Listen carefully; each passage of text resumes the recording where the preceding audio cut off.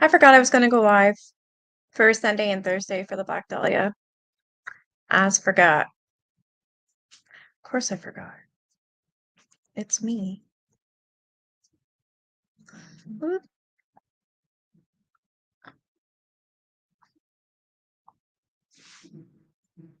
Hey, Great Dane. Hey, Dad.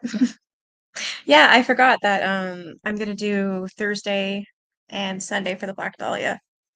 And then when I looked to see, like I just automatically assumed I was going on.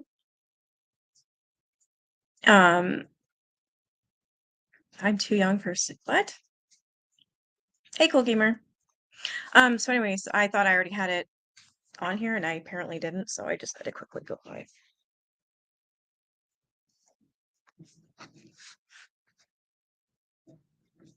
I'm gonna have to tell them guys in Discord that I'm going live or that I am live because I forgot.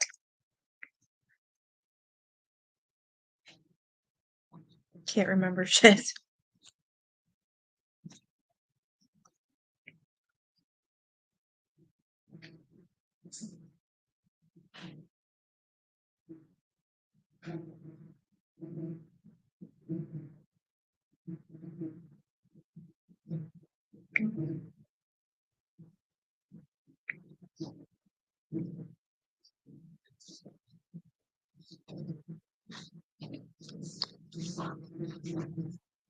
So how's everybody doing tonight?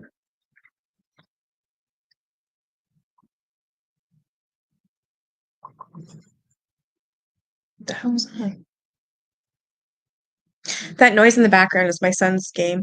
So he conned me into buying it for him. He got me to download Steam, and he's like, "I want this game. It's called People Playground." I'm like, "Okay." So I don't know. I thought it was a kids game. I thought it was gonna be fun or what. Who know? I don't know. Playground. I just thought like swing around on swings and stuff. No. This is I don't even know. He's got these people and they like stand up and then I'd go live, but I'm so fugly you might lose it. Oh my god. But it's like, I don't know, these robots are these people and stuff, and you can shoot them, you can build them up and this and that. Yeah, they look like stick men. It's like, what the hell? Nice game, Leland. Freaking guy. I've been trying to upload a short quite a few times today and I can't. It keeps going, it keeps kicking me off the app, so I restarted my phone. I'm hoping that's the problem. If not, then I guess I'm not making them know anymore. Because you can't do it on a computer, it has to be your phone. Hi. You've been gone for months due to when oh, I'm so sorry. I'm sorry to hear that. I love that name. I love your name, both of them. Oh, here comes my sidekick.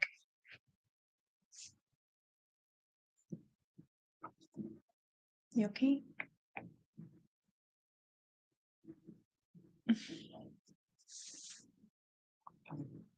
You won't go on screen, that's why I have that. Yeah.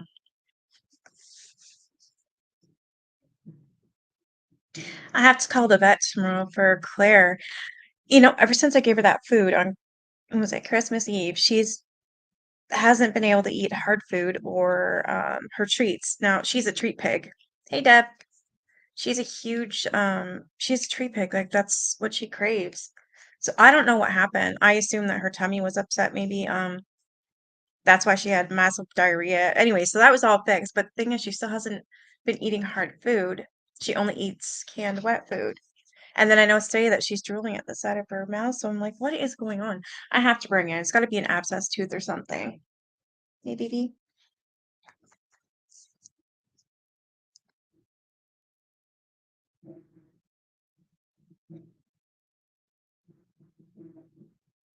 Like she's still stretching.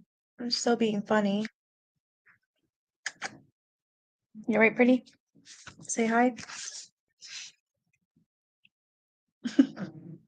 My damn pretty girl. Yes, you're a pretty girl. Don't pretend you're sleeping. All right, I'm gonna start this reading. Stop yapping.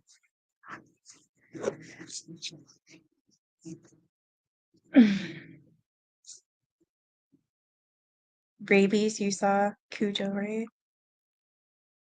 No, it's not rabies. She's never outside. None of them are. She is old. Well, only 15. You're not that old.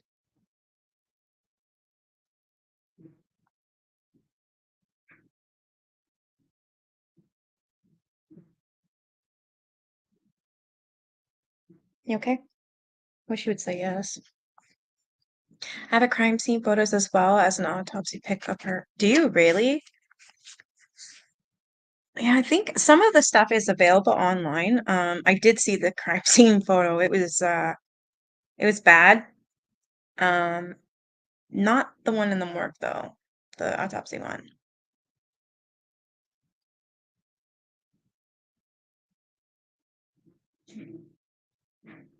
Sorry, she make me worry.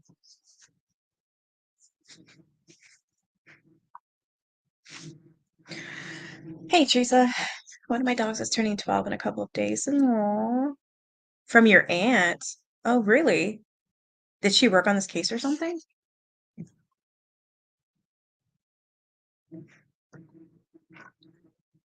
I know that cats can live till like they're 27, 28, 30. So when it's a tooth, you'll be like, "Oh, thank God, it's a weird positive vibe hugs." Yeah, I think it's when I opened her mouth on the side that she's drooling, there's like a little there it's a little bit red at the bottom. There's like a bump, I think. It's very hard to look at her mouth because she just won't let me.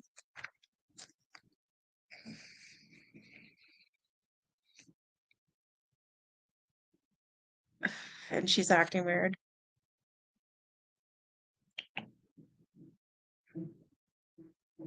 Just gonna leave her alone for a minute.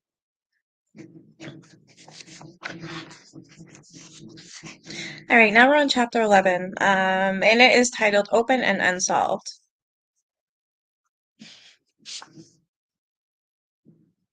Bunko artists call it cooling down the mark.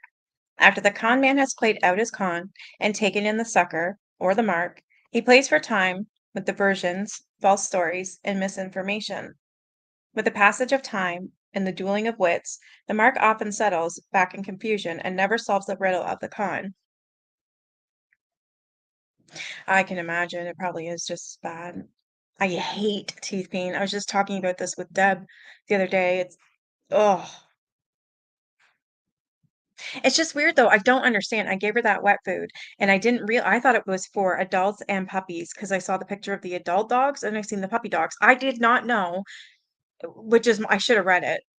Um, but I ended up getting given this food. I did not know it was for a mommy pup that just had a litter and it was for them. So who it was packed full of who knows what, you know what I mean? So she had explosive diarrhea. I had to give her a bath. I fixed that. And she started eating again, but she won't eat hard food. So now what? I don't understand. Yeah, at least we can tell someone when it hurts. If I didn't have Ambisol,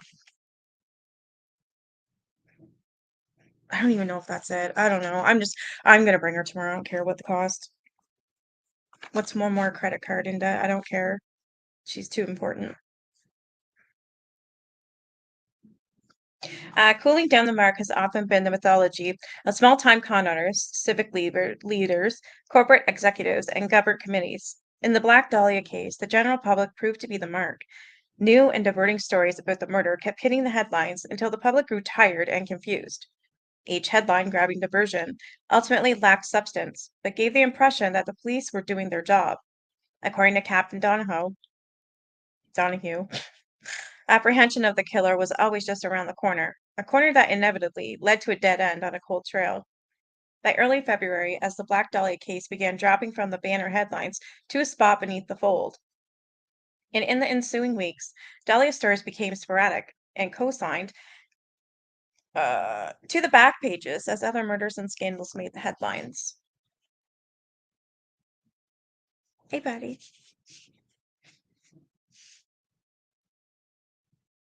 Then there's like a tabloid here. It says Werewolf Strikes Again. Kills LA woman, writes BD on body. I'm still not understanding this werewolf thing, but there's a little article. I'll put it in the community tab. On February 10th, 1947, the murder of Beatrix Jean French became the lead story. Her nude body was found in an isolated area of Culver City, 7 miles west of Leimert Park. That's the same park that Dahlia was found. The victim had been kicked. Oh my God, trigger warning. The victim had been kicked and stomped to death, and the killer had written an obscenity and the letters BD or PD on her torso with red lipstick. Captain Donahue publicly stated that the Black Dahlia murder and the so-called red lipstick murder of Jean French were related, but it was so obvious to Harry Hansen and other investigators that there was no relationship between the two cases. The ammo was totally different. The Jean French murder appeared to have been an act of pure rage. There were no knife wounds or surgical incisions, and the victim had been violently kicked to death at the site where her body was discovered. Conversely, Elizabeth Short had been methodically mutilated and bisected by a person with advanced medical knowledge at a site other than where the body was found. Donahue's promulgated theory about the connection between the murder of Elizabeth Short and the murder of Jean French proved to be his last public pronouncement regarding the Black Dahlia case. Oh, was he finally off it then? On February 19th, he was similarly removed from his position as commander of the Homicide Division and transferred by Chief of Detectives William Bradley to robbery detail. Oh shit, he gone. That's good though, because he was in with the mob and everything else. According to Vince Cutter, Donahue's problems began when Hansen learned that Donahue had arranged for two officers from the gangster squad to conduct advance interviews with some of the personalities found in Elizabeth Short's address book. When Hansen arranged to question these personalities, he found in many cases that they had already been questioned by gangster squad officers Archie Case and James Ahern. Captain Donahue was afraid that when Hansen questioned the people whose names were left in the address book, they would come up with evidence connecting them to the names that had been removed, Carter said. That was the reason he sent the two gangster squad detectives out ahead to interview the people whose names were in the book. It was a violation of procedure, and Hansen became furious with Donahue and complained to Chief of Detectives William Bradley. Hansen had discovered that the case and Ahern had been assigned by Assistant Chief Joe Reed and Donahue to find out how much certain people in the address book may have known about the connection between the Black Dahlia and the important public figure on the police commission. One of those interviewed by Case and Ahern was Columbia contract player Arthur Lake,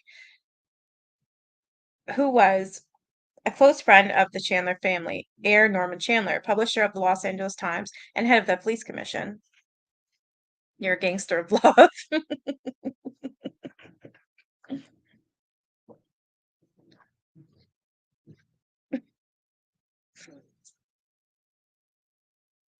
After that, things were never the same between Hansen and Donahue, Vince Cutter recalled. Hansen never liked Donahue or the way he handled the Black Dahlia case, and their relationship became more and more strained. Finis Brown became the go-between until Donahue was finally transferred to robbery detail. Following the red lipstick murder, there were a number of gangland shootings, earthquakes, and Hollywood scandals that captured the headlines. On February 22nd, 1947, a mysterious shooting made the news. It was reported that Brenda Allen's friend and partner, Sergeant Evan B. Jackson of the Vice Squad, killed a robber with a service revolver. According to the newspaper coverage, Sergeant Jackson was sitting in a car with a lady acquaintance by the name of Mary Blank when a hoodlum approached the car with a gun. Sergeant Jackson managed to shoot the robber, who died instantly, but an accomplice escaped in a getaway car. Although the headline stories of the shooting quickly faded to the back pages, it did not escape the attention of Sergeant Charles Stoker, who noted that the shooting took place near the Ambassador Hotel in front of Brenda Allen's apartment at the corner of 9th Street and Fedora Avenue. Deciding to attend the inquest, Stoker noted that Brenda Allen was in attendance, and he soon learned that she was the Mary Blank, who was said to be in the car at the time of the shooting. These all these cops are so fucking annoying and confusing. Oh my God. It's always something. Of course it was her. The inquest established that the dead man was Roy Pee Wee Lewis, a mafia gunman from Chicago, and that the weapon he was carrying was a machine gun. Wow. His intention wasn't robbery, it was to kill the driver of the car, Brenda Allen. Disturbed that homicide and administrative vice were anxious to keep the name of Hollywood's vice queen out of the papers, Stoker assumed it was because of the police payoffs and her association with Sergeant Jackson, which could have ignited a newsflash firestorm. You think? So many cover-ups. No one's going to get to the truth. By the end of this book, I have a feeling I'm going to be ripping my hair out.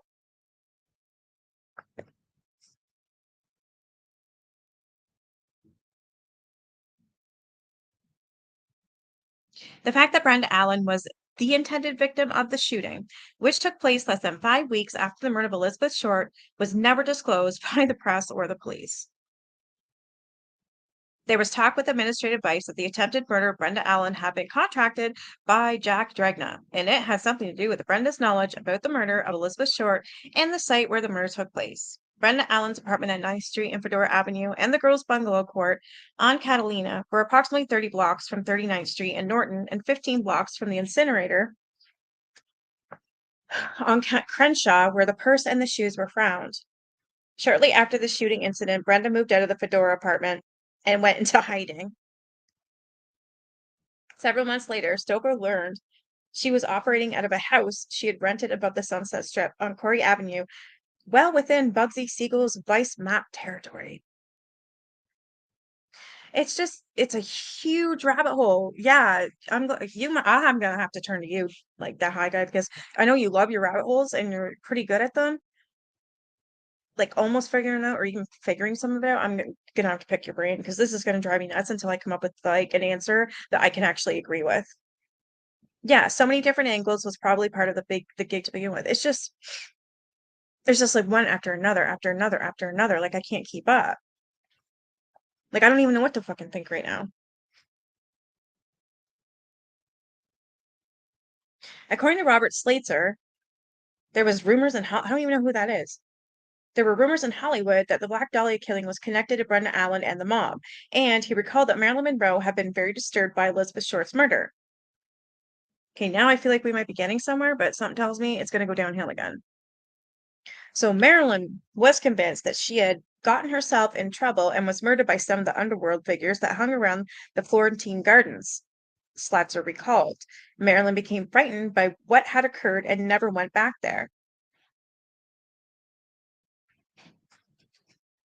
It was 5 months after the Black Dahlia murder and 4 months after the attempted murder of Brenda Allen that Bugsy Siegel's murder hit the headlines June 20th, 1947.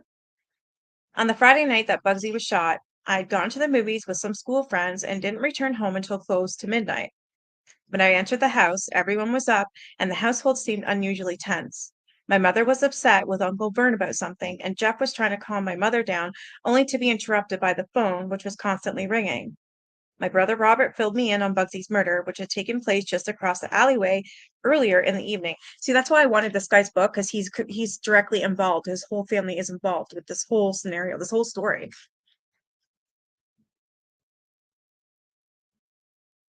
My first instinct was to run over there and check out the scene, but Linden Drive and the alleyway had been blocked off by police.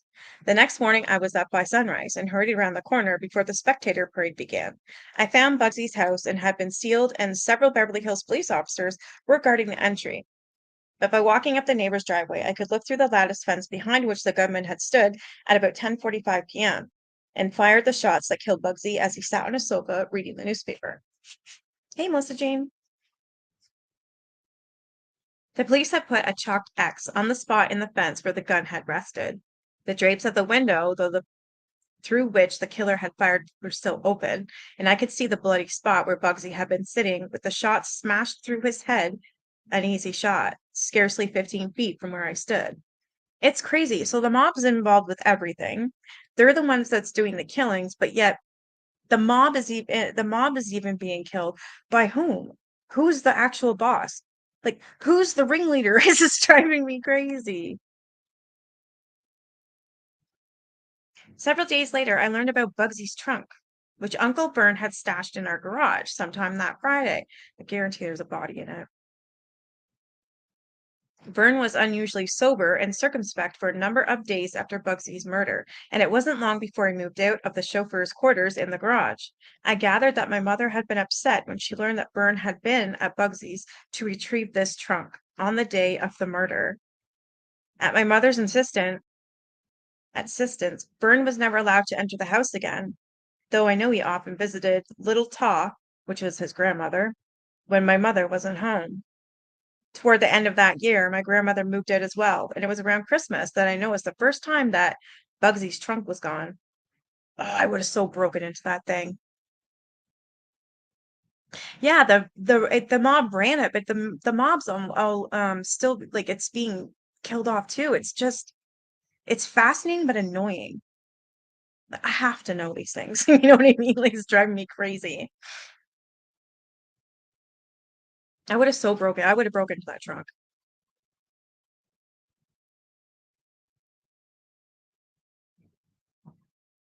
I never saw Little Tot or Burn again.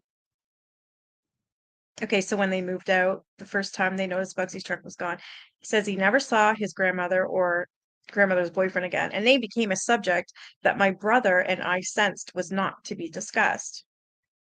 Little Taw died in 1954, and Byrne was eventually disbarred and moved to Las Vegas, where he died of alcoholism in 1959. I would be an, it would be a number of years before I fully understood Byrne's connection with Bugsy Siegel and the syndicate and his role as a bagman for the mob. Good, at least we get some freaking closure. Um, but I knew at the time that he was connected with the underworld and some shady people at City Hall. I never knew exactly who Gordon was speaking to when he used our taproom phone, but from things I overheard, I knew that the murder of Elizabeth Short had something to do with Bugsy. He got killed over Flamingo. He is the father of Vegas.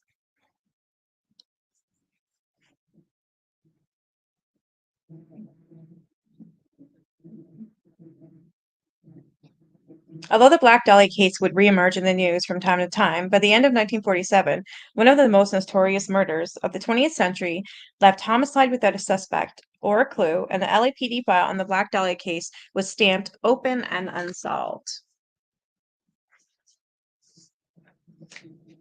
In the 1940s was a period of time in my life that I tried to forget and put behind me my parents' divorce, Uncle Vern, and my drunken grandmother, Bugsy's trunk, the LA smog, and the Black Dahlia headlines. As the years passed, those melancholy memories and all of the painful associations seemed to recede, but as I grew older, the inexplorable Black Dahlia mystery kept reemerging like a bad dream that wouldn't go away. Now we're on part two, and this is entitled Inside an Enigma. So we're on chapter 12. Sunshine and Shadow.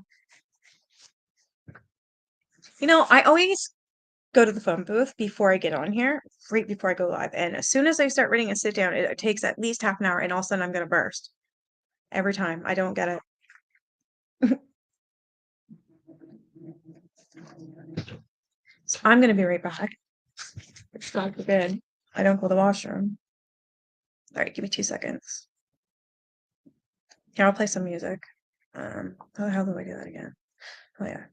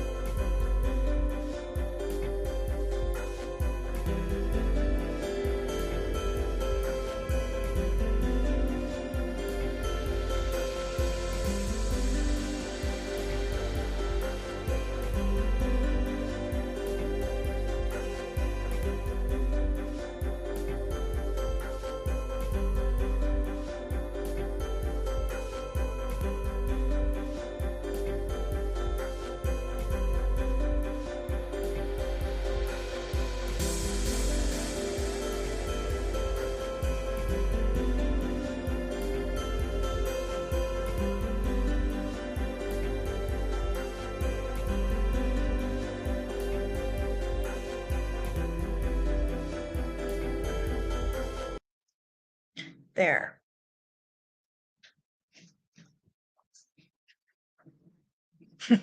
I love those emojis.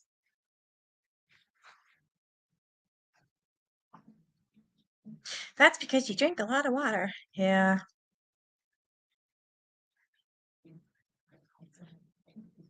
The movie Bugsy is a good overall accurate telling of his life. Mostly, it's a good start, especially to yeah, because I've always wanted to watch it actually. But sometimes, movies are some are good, some are just like I don't know. I'd rather not.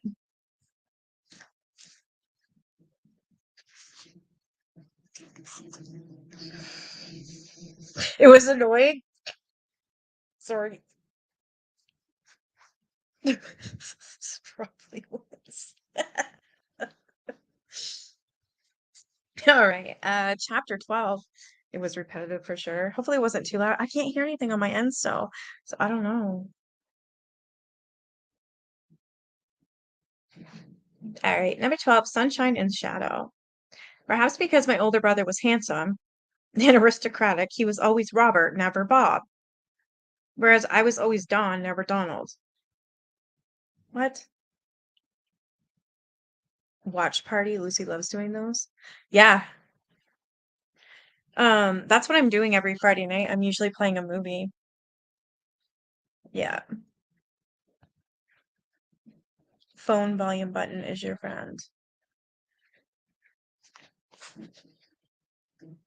Robert became the chosen escort of many girls in the fashionable Hollywood teenage set of the 1940s and frequented their homes and parties. He dated Shirley Temple, June Haber, and Peggy Ann Garner, and escorted Daryl F. Zanuck's daughter, Daryl Lynn, and Walt Disney's daughter, Diane, to Hollywood events. Well, look at that. You felt like someone was trying to hypnotize. Hey, Alberta and Stella.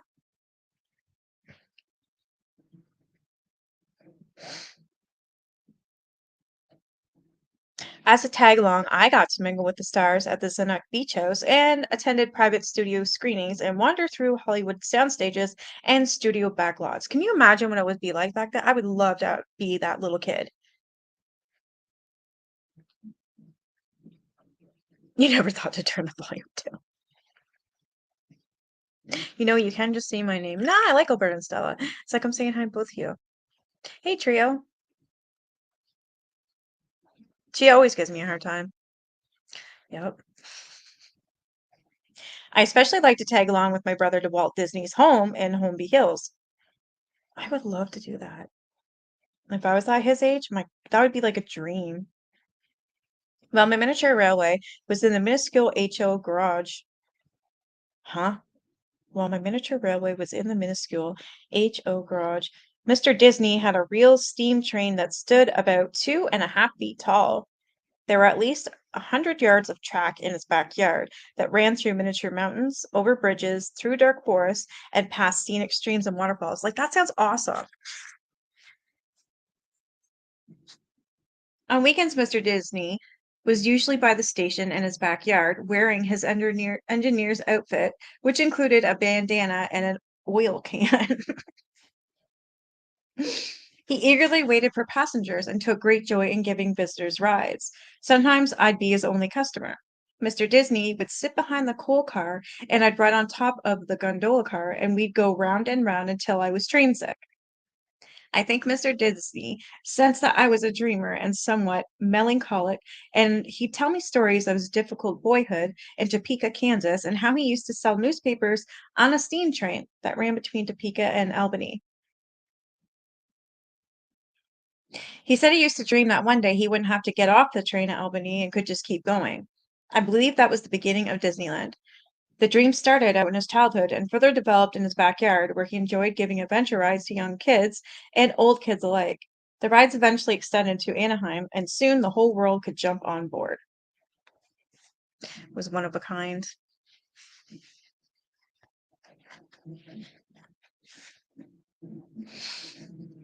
The two of my brother's friends at Beverly High were Bob Dozier and Buzz Kirkby. Dozier was the son of a film star, Joan Fontaine. I think I know that one. and RKO studio executive William Dozier. Kirkby was the son of Arnold Kirkby, president of the Kirkby hotel chain, which included the Beverly Wilshire Hotel and the Sunset Towers. I used to enjoy going to the Kirkby Mansion in Bel Air because there was a giant swimming pool, which was more like an exotic tropical lake with a picturesque waterfall. The mansion was a reproduction of a French chateau and was used in the 1960s as the home of the Clampetts in the Beverly Hillbillies television series. That's pretty cool. There's a lot of things in here that I didn't know, which is nice. Hey, KCG. Oh no, she's sick. Poor girl, and that's sad. Oh, I feel so bad. My kitty's not doing well either. Looks like we're going to the vet tomorrow. On several occasions, I was aware that Bugsy Siegel and Virginia Hill were guests at the Kirkby Mansion.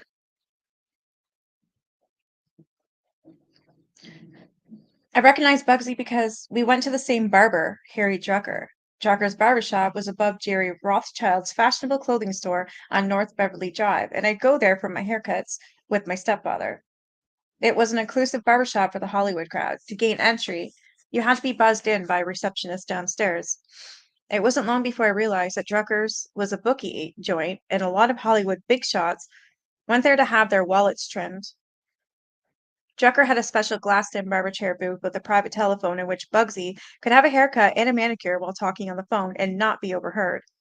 Decades later, I learned from Drucker that Bugsy used this phone for his private business matters because he suspected that his own phones were tapped. Benjamin Bugsy Siegel's FBI file confirms that his suspicions were absolutely correct. During 1946 and the early months of 1947, J. Edgar Hoover had placed Siegel's Los Angeles and Los Angeles phones under electronic surveillance.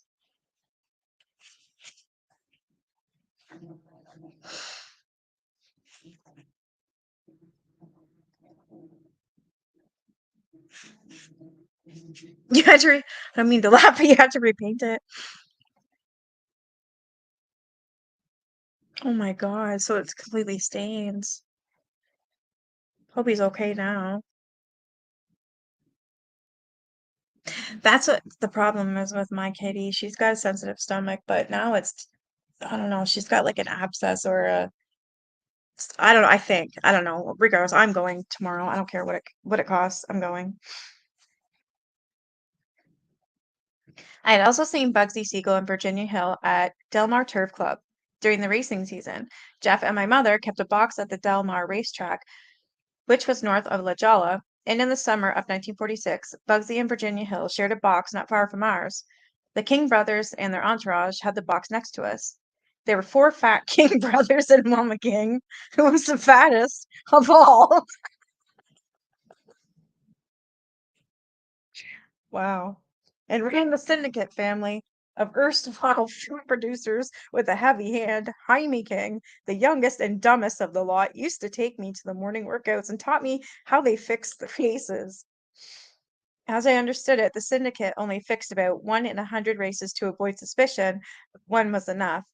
It was an arrangement made with the jockeys who shared in the payoffs. Those who didn't cooperate had grievous problems. Bets on the fix were made at the track seldom with syndicate bookies. As soon as Bugsy knew the race was fixed, he'd tip off a few turf club pals and big shots. They would place their bets just before posting and make a killing. When J. Edgar Hoover and FBI agent Clyde Tolson vacationed at Del Mar in the summer of 1946, their box was not far from Bugsy's, and I often wondered if they didn't have an investigative ear peeled for Bugsy's latest tip.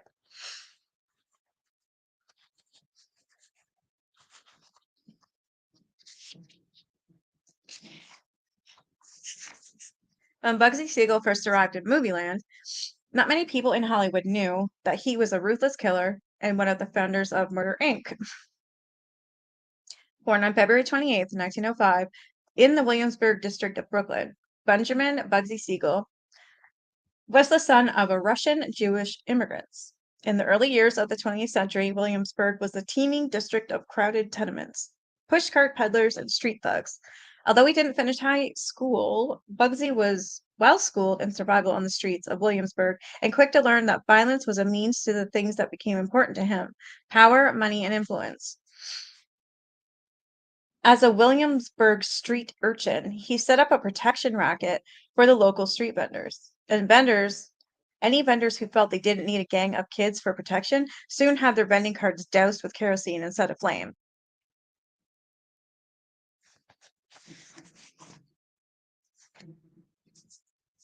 Two of the early members of Bugsy's Williamsburg street gang were George Raft and Meyer Lansky.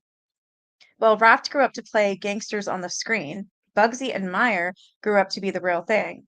By the time they were in their teens, Bugsy and Meyer had moved to more profitable streets of Manhattan's Lower East Side and formed the notorious Bugs and Meyer Mob, a murder for hire gang involved in the bootlegging and armed robbery on the side.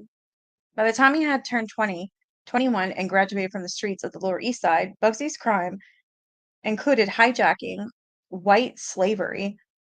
White slavery? Yeah, KCJ. So hijacking, white slavery, robbery, RAPE, extortion, narcotics running, bootlegging, and murder. So his crime civil list included all that. Even really. In many ways, Bugsy and Meyer were opposites. While Meyer was calculating and had a cool head for devious business methods, Bugsy was a hothead known for his paroxysms of brutal violence. Some likened his murderous episodes to seizures in which a pathological explosion of energy would transform him into a deadly and efficient homicidal monster.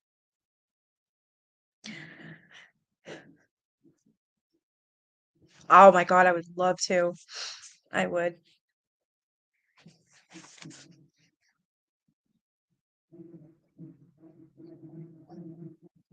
Early on, his homicidal rages had earned him the nickname Bugs and Bugsy, but nobody dared use these nicknames to his face because he was known to pistol whip and, upon occasion, kill those who did.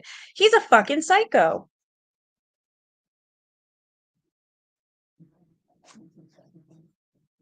I mean, I heard the mob was involved with this and stuff, but like I'm literally learning about Bugsy more than I want to.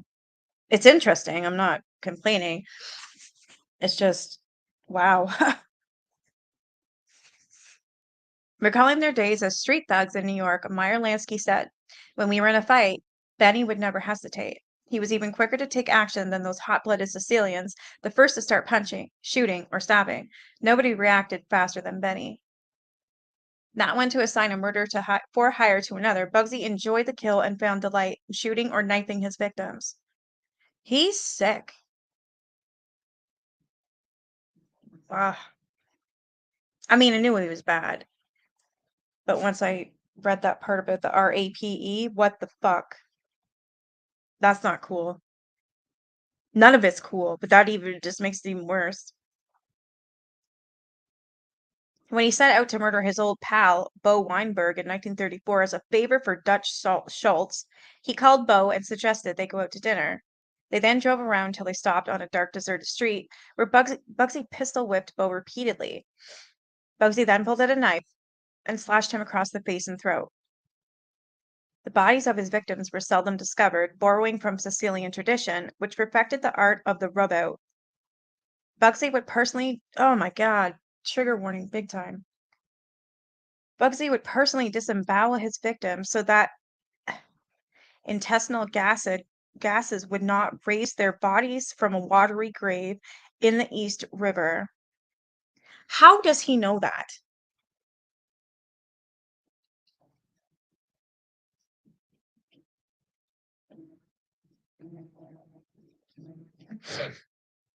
Jesus fuck.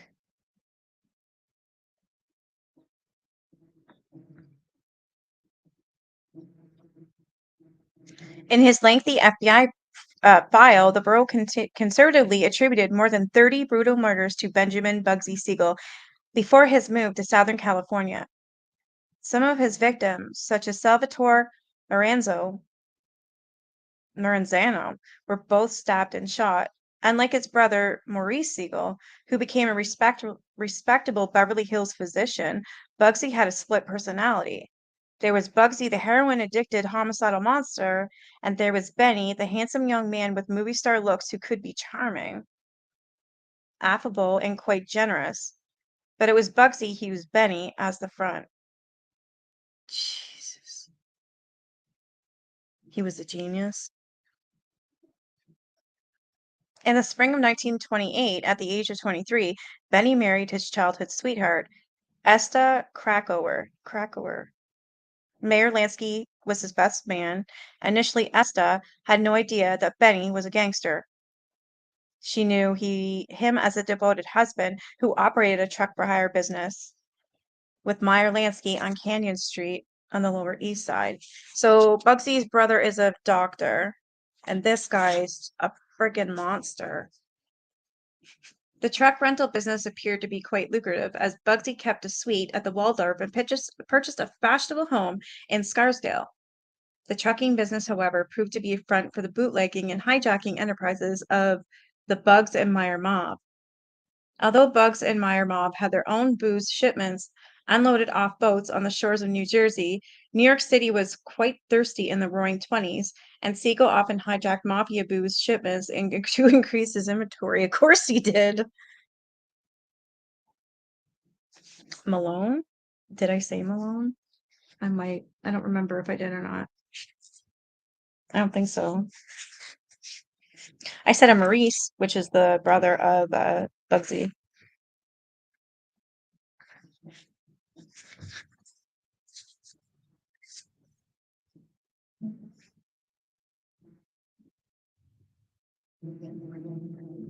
The hijackings put the Sicilian gangsters at odds with the Jewish gangsters and led to inter-gangland warfare. Well, of course it did. It was the cooler-headed Meyer Lansky and mafioso Lucky Luciano who recognized that joining forces could lead to bigger profits. It was Lansky and Luciano who put together the syndicate, which was essentially um, of the Sicilian mafia and the Bugs and the Meyer mob, or as columnist Walter Winchell later put it, the merging of the Costa Nostra with the Kosher Nostra. Huh. You thought it was Bugsy Malone? Siegel.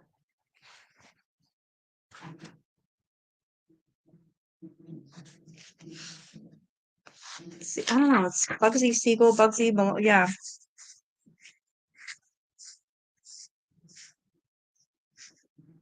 Yeah, it's Benjamin Bugsy Siegel. I don't know. That's what he went by. Well, there were ethnic traditionalists within the mafia, such as Luciano's capo Giuseppe Joe the Boss Masseria and his Soto capo Salvatore Maranzano, who refused to join forces with the Jewish gangsters. They were quickly and efficiently eliminated in what became known as the Sicilian Vespers, the murderous modernization of the mafia. This is crazy. Thanks. No, it's okay because that does sound right too, Bugsy Malone. Why do we know that name? Is it the same? Maybe that was the name in the movie instead of Bugsy, but I have always known him as Bugsy Siegel, but Bugsy Malone, that rings a bell too. So I know what you mean. Anybody know? Dad, what is Bugsy Malone? Why do we know it? Hmm. These people toss out people like they're like they're just throwing out a bag of garbage. It's nothing.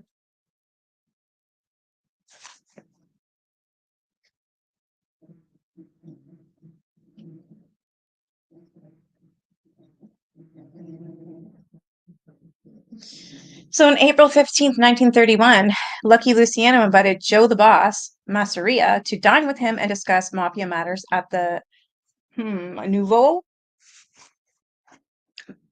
Villa Tamaro restaurant in Coney Island. I almost screwed that up. Near the end of the meal, Luciano excused himself to go to the men's room. He shot him, right? Because I remember this from Godfathers. They ended up leaving a gun taped and he got it out. He shot him. How much? Do I want to bet? I don't know because I'm probably wrong, but so he excused himself to go to the men's room. Bugsy Siegel and two armed henchmen then entered the restaurant, and Bugsy blasted him into the eternal land of the Godfathers. As a result of Bugsy's efficiency, Lucky Luciano became the ultimate godfather, and the syndicate soon became the overlords of the underworld. For a period of time, the syndicate proved to be a cooperative underworld venture that became highly profitable. Literally millions of dollars were rolling into their coffers monthly. By the time Prohibition was repealed in 1933, the syndicate's cash flow was overflowing. Although bootlegging days had come to an end, Meyer Lansky and Lucky Luciano agreed that millions more could still be made in gambling, narcotics, prostitution, and the race wire.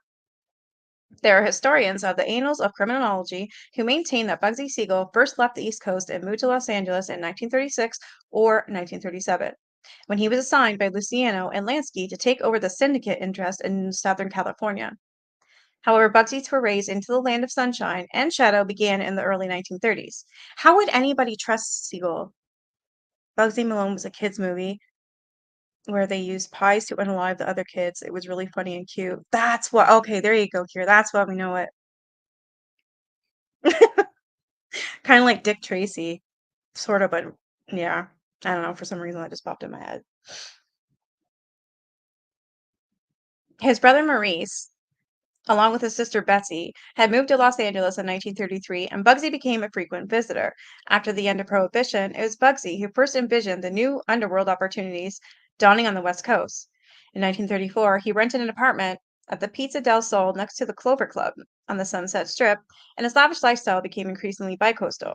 He found that he had a natural affinity for the movie land Dream Factory, and his dream was to infiltrate the film colony and gambling establishments, call girl rings, race wire connections, and narcotics depots. In his testimony before the committee in 1950, Johnny Roselli recalled that Bugsy Siegel began making more frequent trips to the West Coast in 1934. The Kefauver community's chief counsel, Rudolph Halley, asked Rosselli, "Did you know Bugsy Siegel?" "Yes, sir." "How long did you know him?" "Oh, I don't remember, but I know it was a number of years. He used to come out to California all the time." "You would see him when he came?" "Yes, sir. I think he has lived there since maybe 34, 35, 36, 37, maybe 38 and 39. Somewhere along there." Warren Beatty.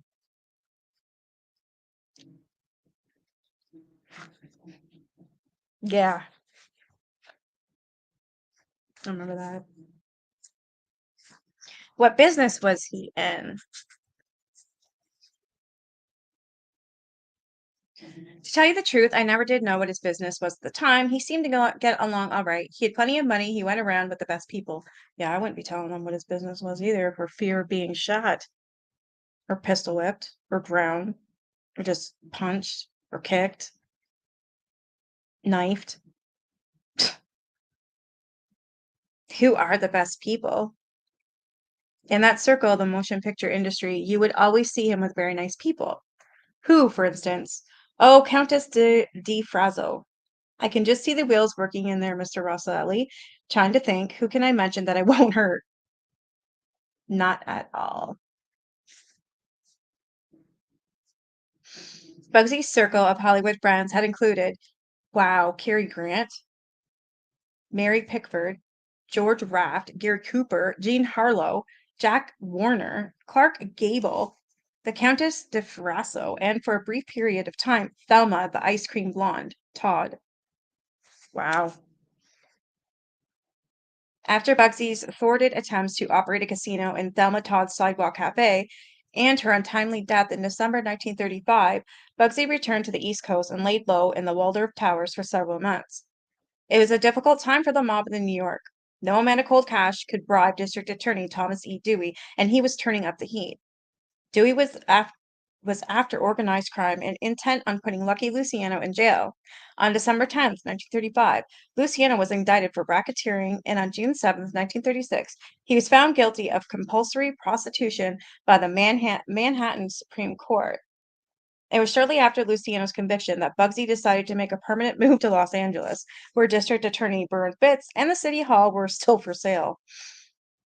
Returning to Los Angeles in the summer of 1936 with his wife Esta and their two daughters, Millicent and Barbara, Bugsy rented a home on McCarty Drive in Beverly Hills from opera star Lawrence Tibbett. With his matinee, idle good looks, and affable charm, Bugsy had been well cast as the mob's leading man in Movieland. Introduced to the Hollywood crowd by MGM star Jean Harlow, George Raft, and producer Mark Hellinger, Bugsy was accepted by the Filmland Society as a colorful and rather mysterious figure. Seriously?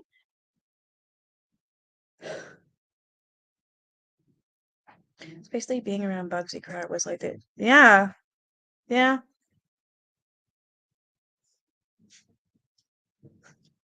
While establishing a network of syndicate bookie joints, brothels, and clandestine casinos in Hollywood and the western section of the city, Bugsy, what?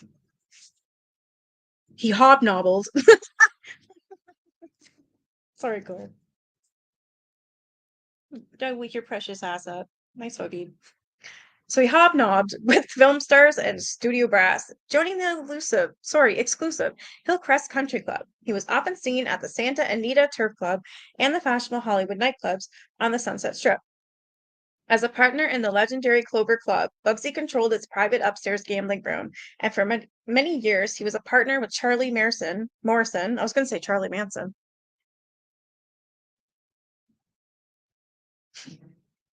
So for many years he was a partner with Charlie Morrison in the Macombo nightclub on the Sunset Strip. FBI reports confirm that Billy Wilkerson, a former bootlegger pal of Bugsy's and founder of the Hollywood Reporter, operated at the Trocadero nightclub, Ciro's and La Rue's on the Strip as a front for Bugsy and the syndicate. According to the California Crime Commission, the syndicate operated more than 30 bars, at least 75 bookie joints, 19 brothels, 17 casinos, 14 nightclubs in the Hollywood area, including the Florentine Gardens that was fronted by Mark Hansen and Frank Bruni. Shit. When Siegel first arrived on the West Coast, Jack Dragna was the mafia capo of Los Angeles, and Johnny Rosselli was Dragna's capo. Both Dragna and Rosselli were Sicilians and had risen to power during the bootleg wars of the Prohibition era, although they, too, had an ethnic aversion to cooperating with Bugsy Siegel and his associates. Lucky Luciano demanded their cooperation, and according to Mafia code, refusal to obey the Godfather meant death. So there really is a Godfather. There really was a Godfather, I mean. That was good, trio. They swim in their own hypocrisy fishes wearing concrete boots of hearsay. That is good.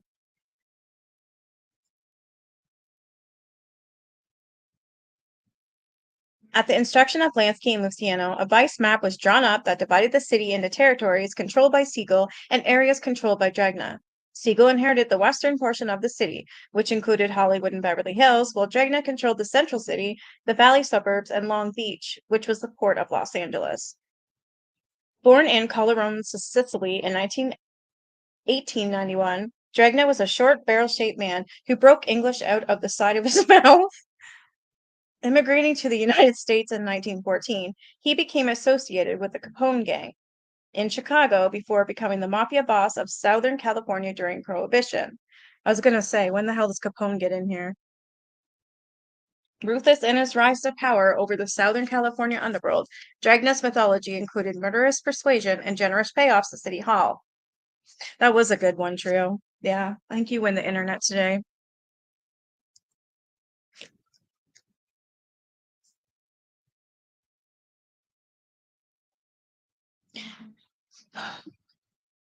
Ruthless in his rise to power over the Southern California underworld, Dragna's methodology, I meant, including murderous persuasion and generous payoffs to City Hall. He lived with his wife Frances in an unpretentious home in Los Angeles at 3927 Hubbard Street and maintained a winery and a more lavish ranch house in Cucamonga, I think that's it, where Cosa Nostra rights were held and blood oaths of omerta were exchanged. In the Los Angeles Directory of 1937, Dragna lists his profession as rancher. Yeah, okay. And indeed, from the productive fields of Los Angeles Basin, the FBI estimated that he reaped several $1 million annually from his various rackets. Winner, winner, chicken dinner. The words they use, I don't know. Every time I read this, I just laugh. Just the stuff they say in here.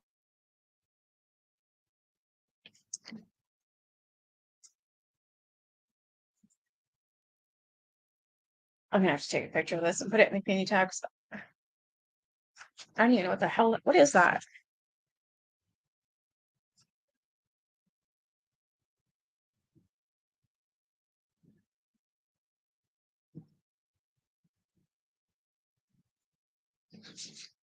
Dragnet Bernardo, Mac R1904 Workman.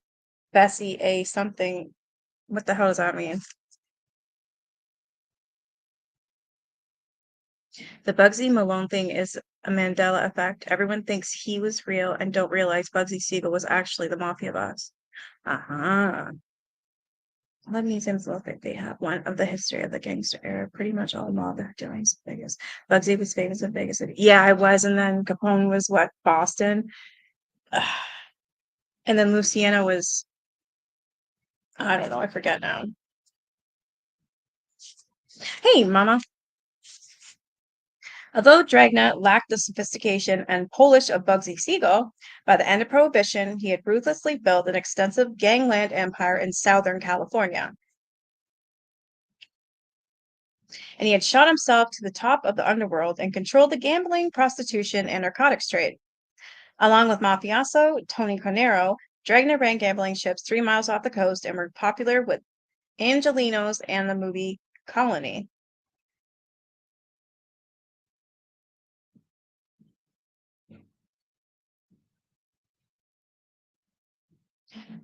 Dragna's Sado Capo, Johnny Roselli, had the silky smoothness that Dragna lacked, and Rosselli was the mafia's man in Hollywood when Bugsy arrived. Rosselli, who was close to Joe Schneck at Fox and Harry Cohen at Columbia, had gained control of the International Alliance of Theatrical and Stage Employees, which supplied craftsmen and technicians to the studios.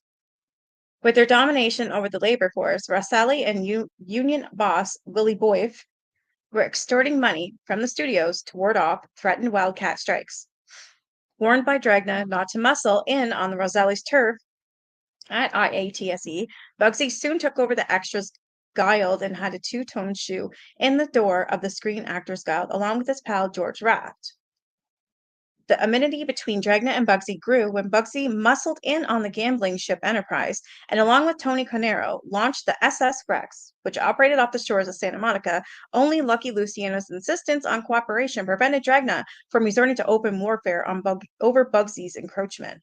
Bugsy just doesn't give a shit about anything or anyone and does whatever the hell he wants, and he never had any repercussions, it looks like. So no wonder he was shot. Bad news all the way. In 1938, Bugsy moved with his wife and children into an elegant Mediterranean-style 35-room mansion. Wow. At 250 Delfern Drive in Holmby Hills. He also kept the suite of rooms at the Sunset Towers on the Sunset Strip. The Sunset Towers was owned by Arnold Kirkby. According to Siegel's FBI profile, Kirkby was a frontman for the syndicate, which used laundered mob money for the real estate ventures. These ventures included the Beverly Wilshire Hotel, the Sunset Towers, the Blackstone Hotel in Chicago, and the Warwick in New York City,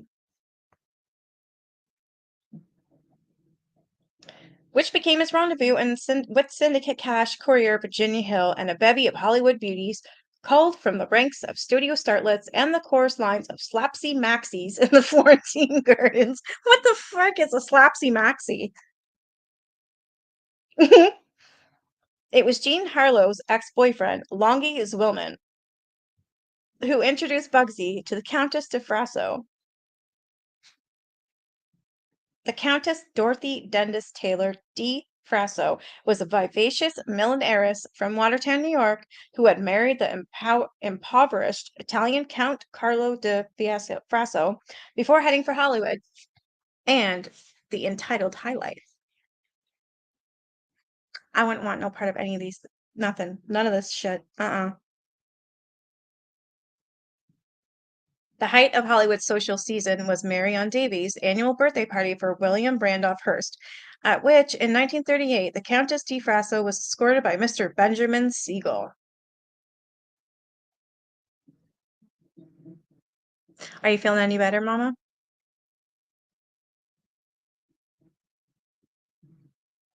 The attractive twosome were also seen in the receiving line at a formal reception for the visiting Duke and Duchess of Windsor. What? Held at Pickfair, the legendary estate of Mary Pickford and Douglas Fairbanks in the Heights of Beverly Hills, a million miles from the streets of Williamsburg. Some of this shit is just what?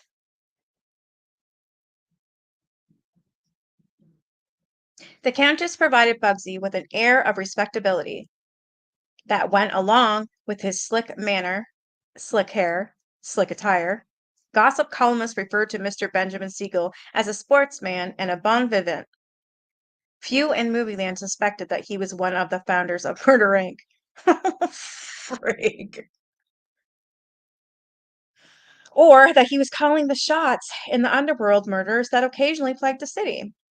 Hollywood society flocked to the lavish parties that Bugsy threw at his Holmby Hills mansion, and it wasn't until Bugsy was arrested for the murder of Harry Big Greeny Greenberg in September 1940 that the film land realized they had a notorious gangster in their midst. Wow.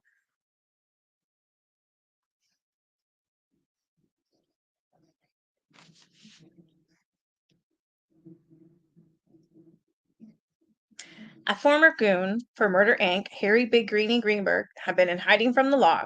In need of money, he made his mistake of contacting his former boss, Louis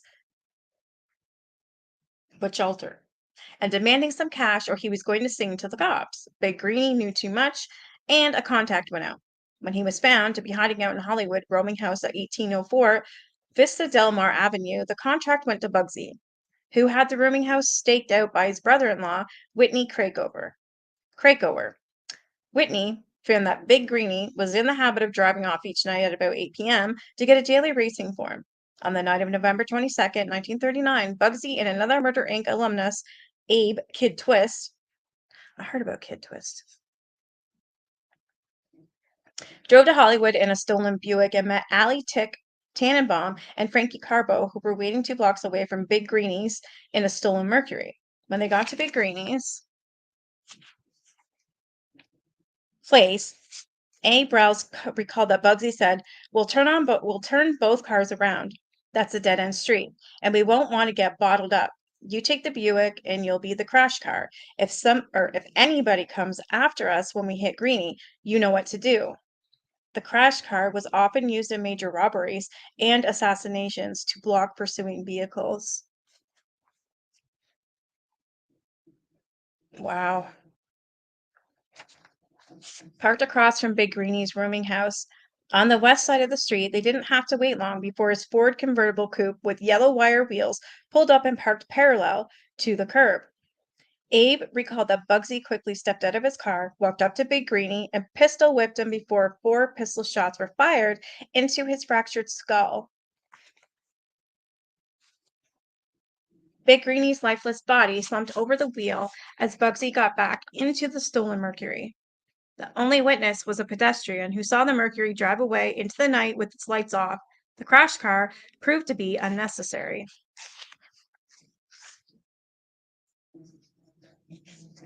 Big Greeny's murder remained unsolved for months, and Mr. Benjamin Siegel would have remained a mysterious Hollywood sportsman and bon vivant, but when Abe Rouse was later arrested in New York for racketeering, he became a stool pigeon and began to sing.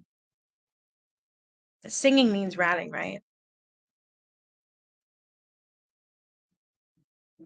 He had been involved in dozens of contract murders, and his gift of total recall filled 25 DA steno books with horror stories of mob murders and violence. One of the killers named in Rellis area was Bugsy Siegel, who he named as one of the founders of the Murder Inc. and the mob boss who was involved in recent Hollywood rub out of Big Greeny Greenberg.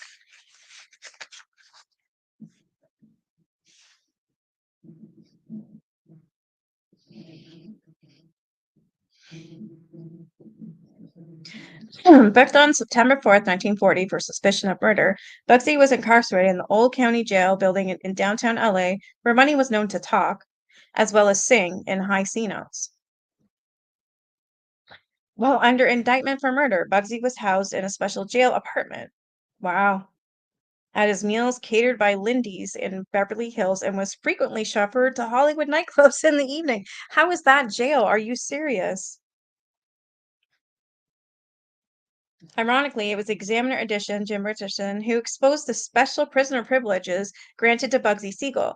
One afternoon, Richardson received an anonymous call, and a man's voice said, "There's something phony going on in this town." "There always is," Richardson said. "I ain't kiddin'. I seen Bugsy Siegel on the strip last night." "You're seeing things, pal," Richardson said. "Bugsy's in the can for murder." "Not last night. Just ask around. Check it out." Deciding it was worth investigating, Richardson assigned reporters Sid Hughes and Howard Hertel to check it out. Keeping vigil at the county jail, the reporters spotted Bugsy exiting the side door with Deputy Sheriff Jimmy Pasco. Bugsy was smartly dressed in one of his tailored Jerry Rothschild suits and fancy silk ties as he drove off in the backseat of the deputy's unmarked official car. That's insane.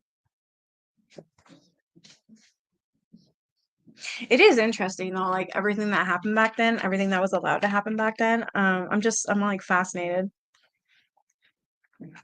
I've watched all the Godfather movies, like all of them, because I just am still in awe over how they ran things, how are they able to run things, like, in that movie and stuff, and that knowing that it's real life as well. I don't know, it just fascinates me. A lot of things do. As for me and that high guy come in have things in common. We both like rabbit holes, but he's gotta help me figure out these rabbit holes because then I'll go crazy. I have to know.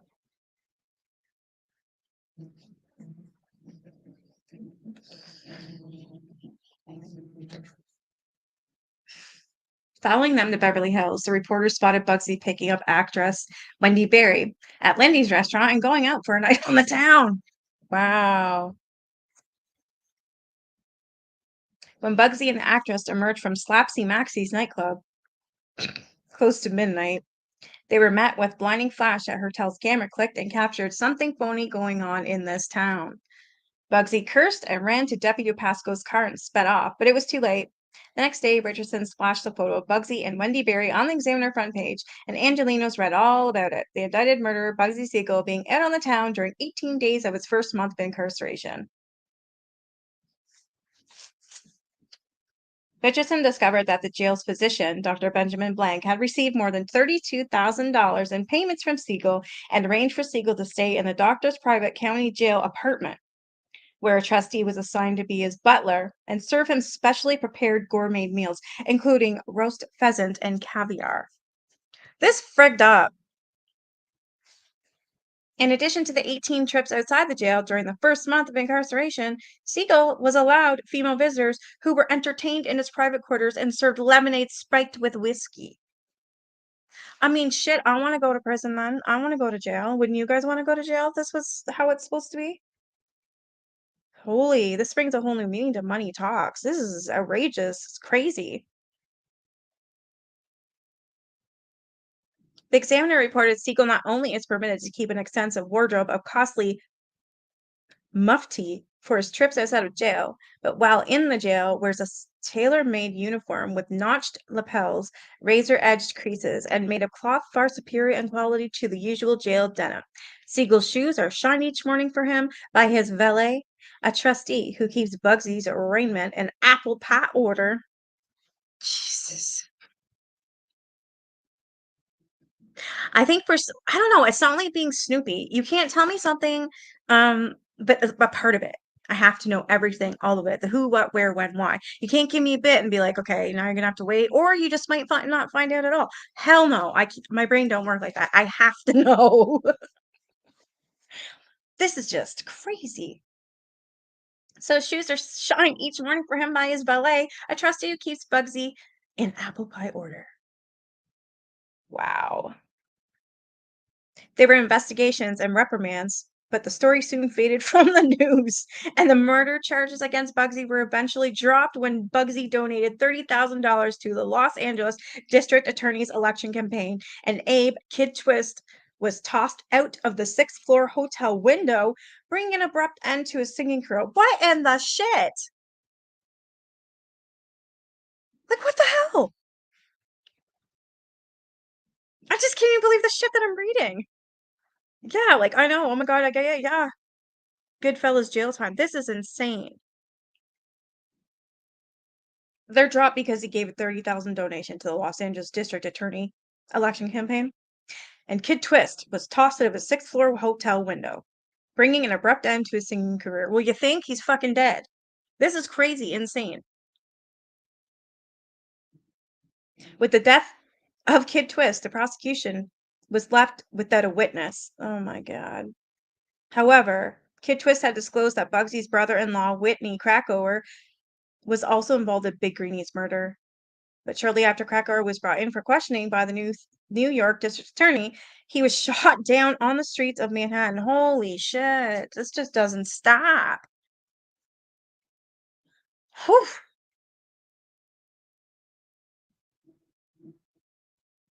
The murder of Esta Siegel's brother proved to be the coup de grace to the Siegel marriage. Esta filed for divorce and moved back to New York City with the children. Well, I'm glad she left, but they died too? This is insane. I know I'm reading a book, but come on. Some of this has to be bullshit. You would think. But it's not bullshit. It's making my head spin. I'm gonna be up all night now researching this going on. You know this, you know that. What happened here? What about with that? How the kids say? I'm gonna go crazy. Well, yeah, his music career's fucking over. I'd say so. Takes a nice nosedive out of a window. Like, my God.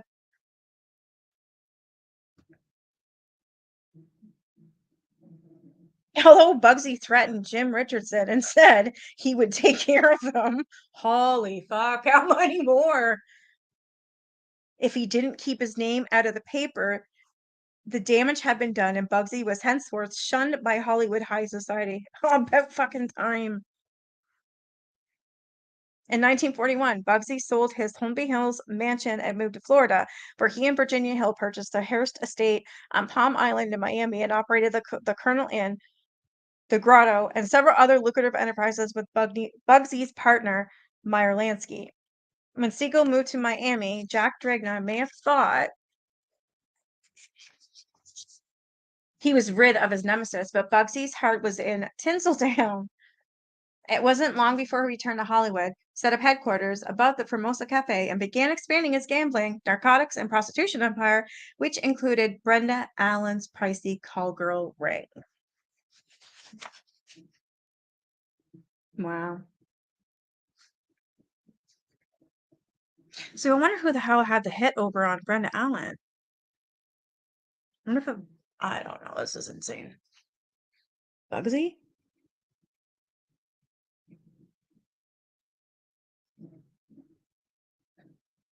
During the war, Bugsy and Virginia could often be seen at the Sunset Strip nightclubs. I bet they were. Virginia was known to drop thousands of dollars on lavish parties at Ciro's, the Trocadero, and the Macambo, often referred to in the gossip columns as Southern Oil Heiress. Virginia Hill's elegant parties were popular within Hollywood's cafe society. Few realized she was the cash courier for Joey Epp of the syndicate and received a percentage of the large amounts of cash she delivered and distributed. Jesus. Oh, are you? Hollywood columnist Florabelle was in Perk Westmore's beauty salon having her hair done when she overheard Virginia Hill tell her manicurist that someone had sent her 10 $1,000 bills. She pulled the bills out of the package, Florabelle recalled, and she asked Perk Westmore to change one of the bills into smaller denominations and handed out $50 tips all around.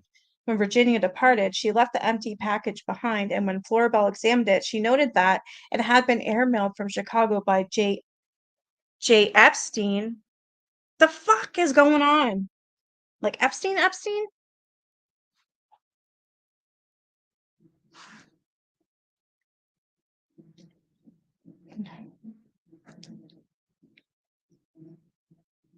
Virginia played several walk-on bit parts in the films at university before Siegel persuaded Harry Cohen to give her a contract at Columbia Studios, where she briefly attended acting classes with a long-suffering drama coach and did several more walk-ons before walking out on her movie career.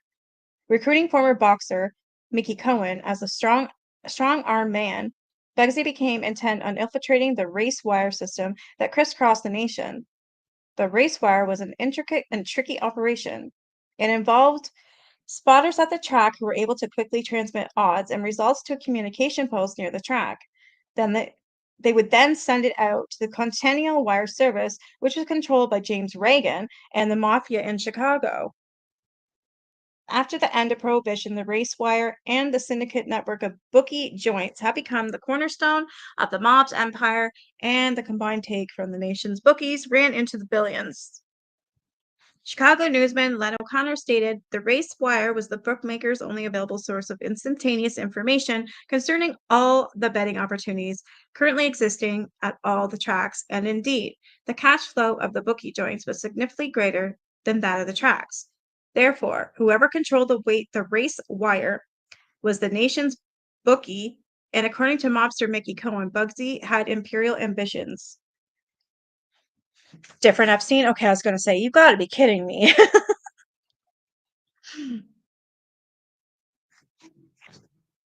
Like, I was just thinking, like, how many more? Like, is that the line of the actual Epsteins? Like, are you serious? I wouldn't doubt it. And then Reagan, that's the Reagan, like the President Reagan? Seriously? All right, so Mickey recalled Benny Siegel began pushing another wire, the Trans America Service, because he didn't have any cut with the Continental. Jack Dragna and Johnny Rosselli, the guys Benny was pushing into the action, did. Russell Broppy was Reagan's son-in-law and in charge out here, Los Angeles. So Benny tried politely to talk to Reagan and bring the matter about without any hassle. When he couldn't get no cooperation with Broppy, Benny just said, well, we're going to break the whole thing up. So he gave orders to knock the service out. Assembling his usual gangs of goons, Mickey Cohen charged into the Continental Wireless Service in downtown LA, which was secretly located on the ninth floor of the Newmark building at 7th Street and Hill Street. Mickey recalled, we tore that fucking office apart. In fact, we busted Brophy's head open pretty good because he got out of line a little bit. But actually, the instructions were to knock him in a pretty good way. Wow. With the Continental joint out of the commission, Benny figured that he could be able to get with Reagan in Chicago, but Reagan didn't see the light. So a truck went by and shot him down. Imagine that.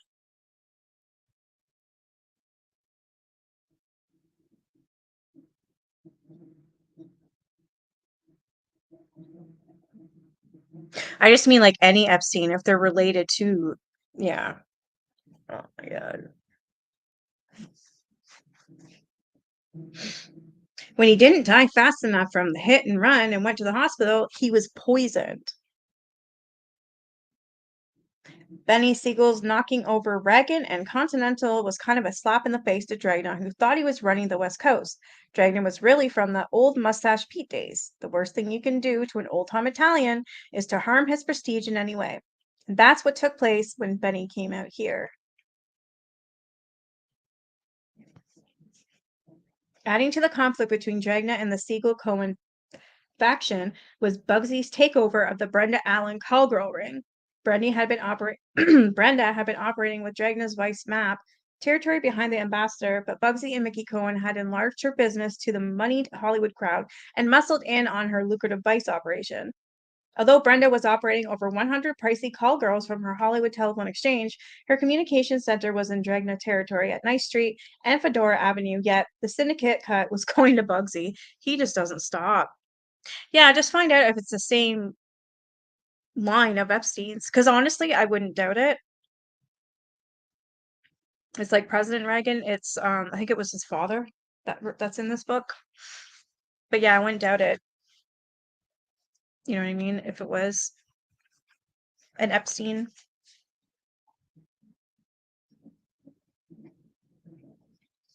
Well, the growing animosity between Bugsy Siegel and Jack Dragna simmered for years. It wasn't until Bugsy began abandoning his Los Angeles syndicate empire for the sunny sands of Las Vegas that the feud between Bugsy and Dragna broke into open warfare. When he was in Vegas developing his Flamingo, there you go, Dad, you were right. So when he was in Vegas developing his Flamingo Hotel project, Bugsy appointed his henchman, Mickey Cohen, to handle the day-to-day Los Angeles syndicate operations, but Cohen lacked Bugsy's discretion and began aggressively moving in on Dragna's bookmaking operations. When Dragna could no longer bite the bullet, he began spitting them out, and the shooting war broke out in May 1946. It started with the gangland killing of Polly Gibbons, a 45-year-old syndicate bookmaker from the East Coast who worked with Mickey Cohen. Gibbons was brought down in a hail of bullets in front of his Beverly Hills home on May 2nd, 1946. Then on October 3rd, two other Siegel and Cohen associates, Benny the Meatball Gamson and George Levinson, got theirs when gunmen entered their West Hollywood apartment and shot them to death. The gangland killings and attempted assassinations made headlines for days but remained unsolved. Although neither homicide nor the press seemed to have a clue about who was responsible, the average cop on the beat and the below average man on the street knew it was the mafia capo of Los Angeles, Jack Dragna. Elizabeth Short returned to Los Angeles in July 1946, just as the underworld war was heating up. And with her dream of becoming a movie star, she had little comprehension of the dark side of the movie land maze, where the studios, the nightclubs, the unions, and many of the major talent agencies had been infiltrated by the mob. So she was like this innocent girl trying to make it big. She didn't even know about all these connections with the mob or anything. Wow. Ann Toth stated that Elizabeth Short had questionable associations, and though she was skeptical of people, she often stumbled into trash. And Mark Hansen commented, she dated many different men, mostly hoodlums, with her ambition of becoming a movie star. She may have perceived Maurice Clement, who chauffeured Brenda Allen call girls around for Max Arno at Columbia Studios, as merely an entree to the Hollywood studio world. But if Maurice had offered to set her up in an apartment in Beverly Hills, as Toth stated, Maurice certainly has something else in mind. Elizabeth had little concept of the dangers of these associations or that she could end up one day as a subsidiary casualty in the underworld war being waged in the city of Los Angeles.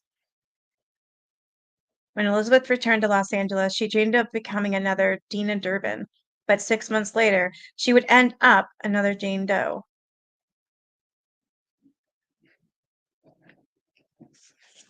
When her bisected body was found on Norton Avenue in Leimert Park, it wasn't mentioned by Captain Donahue or the press that her remains were found in the weeds, approximately 250 yards from the backyard of Jack Dragna's home. Wow. Really? At 3927 Hubbard Street, near the corner of 39th and Norton. You couldn't find anything? Okay. So a mob boss. Her body was found right directly in the backyard of a mob boss, Jack. Wow.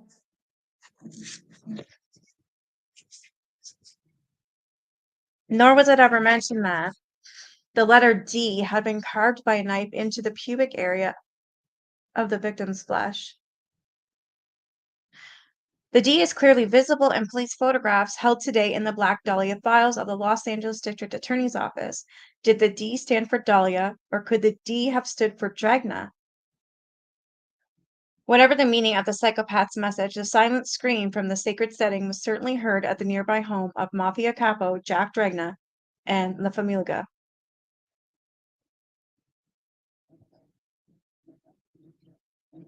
I am going to stop there, and I'll put those photos in the community tab. Well, that's some interesting shit we found out tonight. At least I'm interested. Well, my brain's going like this. I don't want to stop reading. I want to read the whole thing because I need to know. You know what I mean? But I have to because if not, I'd be on here all night. And my son wants to play another hour of his game before bedtime. Or never mind, half an hour of his game.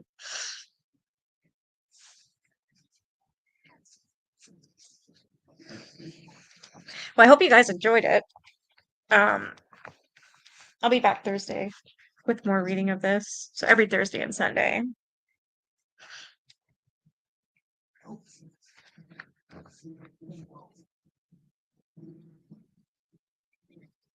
She's snoring, my cat. All right, I should get off here.